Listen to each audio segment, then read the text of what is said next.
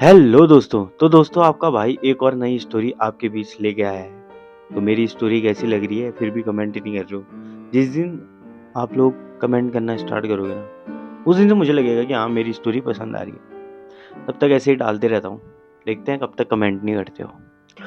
तो दोस्तों ये स्टोरी स्टार्ट करने से पहले मैं बताना चाहता हूँ ये कोई भूतिया स्टोरी नहीं है, लेकिन ये स्टोरी एक ब्लैक मैजिक के ऊपर है जिसपे 3 दोस्तों का बहुत बड़ा हाथ होता है। तो स्टोरी की करते हैं शुरुआत दोस्तों ये स्टोरी है 3 लड़कों की जो कि दोस्त थे, लेकिन वो दोस्त से भी ज्यादा भाई की तरह रहते थे।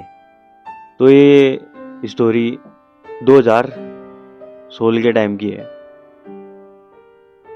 और वो तीनों क्लास 10th में पढ़ते थे। जो ये स्टोरी में हुआ ना उसको सुन के मेरी आज भी रूह कांप जाती है, क्योंकि ये स्टोरी मेरे क्लास के उन 3 दोस्तों की है जो मैं आज भी उस स्टोरी को याद करता हूँ ना मेरी रूह कांप जाती है। क्यों ना आपको बताई जाए ये स्टोरी जो मेरी क्लास की थी उन 3 दोस्तों की, और उनके साथ जो ऐसा हुआ ना वो मैं बताने जा रहा हूँ आपको इस स्टोरी में। जो 10th की क्लास के बंदे थे वो 3 लड़के, वो बचपन से ही बहुत गहरे मित्र थे। दोस्त क्या, वो भाई जैसे बन गए थे बिल्कुल तीनों। मतलब एक साथ खाना, एक साथ पढ़ना, एक साथ घूमना, एक साथ खेलना। तो उनके रियल नाम तो मैं लूंगा नहीं, क्योंकि उनको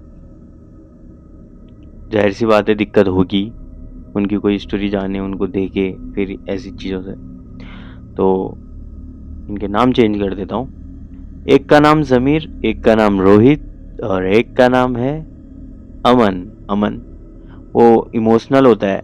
दूसरे लड़के का नाम होता है समीर शांत स्वभाव का सिंपल टाइप का बंदा होता है। जो रोहित होता है वो सबसे तेज होता है, चटक पटक वाला, मतलब तेज तर्रार। तो ये लोग 10th में पहुंच जाते हैं, बढ़िया पास वास होके 10th तक इनकी पढ़ाई हो जाती है बढ़िया। 10th क्लास में से इनकी किस्मत पलटने वाली थी। जैसे ये लोग 10th क्लास में पहुंचते हैं सबको बढ़िया मजा आया रहता है यार, 10th में पहुंच गए हैं, इस बार पढ़ाई करेंगे और पास होंगे। बोर्ड का एग्जाम है, होता ही है, फर्स्ट बार बोर्ड का एग्जाम देंगे यार। तो तीनों एक्साइटेड थे बढ़िया करके। 10th क्लास में गए तीनों। फिर होती है एक बंदे की एंट्री होती है उस स्कूल में 10th क्लास में। उसका नाम होता है विकास। वो बंदा ऐसा होता है वो किसी के साथ घुल मिल नहीं पाता है, ना किसी से बात वगैरह करता है, और जिस टाइम लंच टाइम होता है उस टाइम भी अकेला ही खा रहा होता है। तो मतलब स्टार्टिंग में वो किसी से बात नहीं करता, होता नहीं है, फिर कोई कोई होता है, मैंने भी देखा था। मतलब जब हमारे स्कूल में भी कोई नए नए आते थे तो किसी से बात नहीं कर पाते थे, क्योंकि नए स्कूल से आते हैं, नए दोस्त बनाने में बहुत टाइम लगता है। किसी को 2-3 दिन में ही, कोई एक ही दिन में बना लेता है दोस्त। अब कोई बंदा बात ही नहीं करेगा तो उससे दोस्ती कौन करेगा? मेन चीज़ तो वही है ना, बात करना।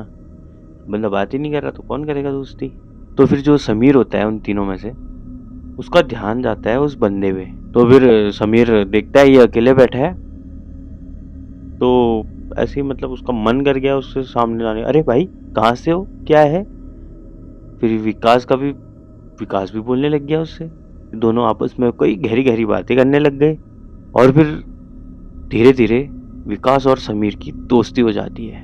धीरे धीरे मतलब जो वो 3 लड़कों की दोस्ती और एक विकास अलग से, समीर और विकास, जो विकास होता है उन तीनों में बीच की दीवार बन जाता है विकास। तो धीरे धीरे विकास और समीर की दोस्ती होने स्टार्ट हो जाती है। रोहित और अमन से कम मिलता है, लंच भी अलग ही करने लग जाता है। पहले तो साथ में करते थे वो तीनों, लंच भी अलग, ट्यूशन भी अलग, खेलने भी नहीं जाता है उन दोनों के साथ। फिर अमन और रोहित को मतलब हो जाता है यार इसको अचानक हुआ क्या भाई, ये ना हमारे साथ आ रहा है, ना हमारे साथ पढ़ रहा है, ना खेल रहा है, ये जाता तो जाता गया है और हमेशा फोन में लगे रहता है।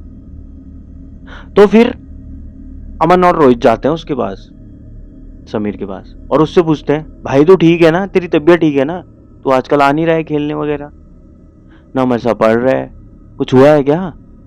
फिर समीर बोलता है उनसे, भाई तुम लोग नहीं समझोगे यार, अगर मैं तुम्हें कुछ बताना भी चाहूंगा ना, तुम फिर भी नहीं समझोगे, तो तुम रहने दो भाई। फिर इतना बोल के समीर चल देता है और अमन और रोहित भी कंफ्यूजन में हो जाते हैं, यार इसको हुआ क्या, ये बोल ही नहीं रहा है, तो बोल भी रहा है तो तुम समझोगे नहीं, बता ही नहीं रहा है, इसको हुआ क्या भाई, अचानक से क्या हुआ है इसको। फिर उसी रात को अमन को एक सपना आता है, समीर एक अंधेरे कमरे में बैठा है और उसके कान में कोई कुछ बोल रहा है। और अगली सुबह जब समीर स्कूल में आता है तो उसकी आंखों के नीचे काले गड्ढे, हाथों पर लाल धागे और बैग पर नींबू मिर्ची लटकी हुई थी और बैग से राख गिर रही थी। तो भाई फिर अमन बोलता है, भाई ये क्या हाल बना के आया है स्कूल में, ये क्या हाल बनाया तूने?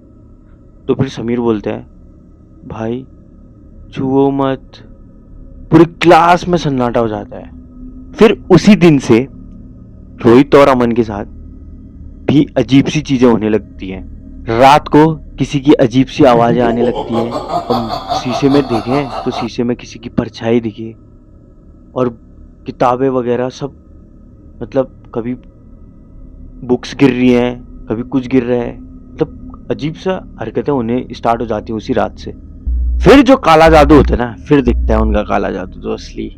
तो अमन के घर में उसकी माँ मंदिर में दिया जलाती है, तो दिया अपने आप बुझ जाता है। तो फिर अमन की माँ बोलती है, बेटा हमारे लिए किसी ने कुछ किया है क्या, ये दिया कैसे बुझा? फिर अमन की माँ को बहुत ज्यादा शक हो जाता है। वो फिर जो गांव के कुछ होते हैं, मतलब इन चीजों के बारे में ज्यादा पता होता है उनको, तो वो उनके पास जाती है। फिर उनको बुलाया जाता है। वो सिर्फ एक चीज पूछता है, तुम तीन एक हो ना? अमन का गला सूख जाता है। जो तुम्हारे साथ एक तुम्हारा अपना था ना, वो तुम्हारा अपना नहीं रहा। वो बात हो रही थी समीर की, और समीर पूरी तरह बदल चुका था। तो फिर वो लोग समीर पे शक करते हैं, तो वो लोग समीर के कमरे में जाते हैं, तो वहाँ देखते हैं कि रोहित और अमन की फोटो उसके घर में, और दिए वगैरह जला रखे हैं, और बीच में गोल गहरा और दो तस्वीरें, और वो तस्वीर अमन और रोहित की। अगर दोस्ती तोड़नी है तो इनका बलिदान देना जरूरी है। समीर रोता है पर रुकता नहीं। एक रात रोहित अचानक बेहोश हो जाता है और बोलता है, समीर मुझे छोड़ दे।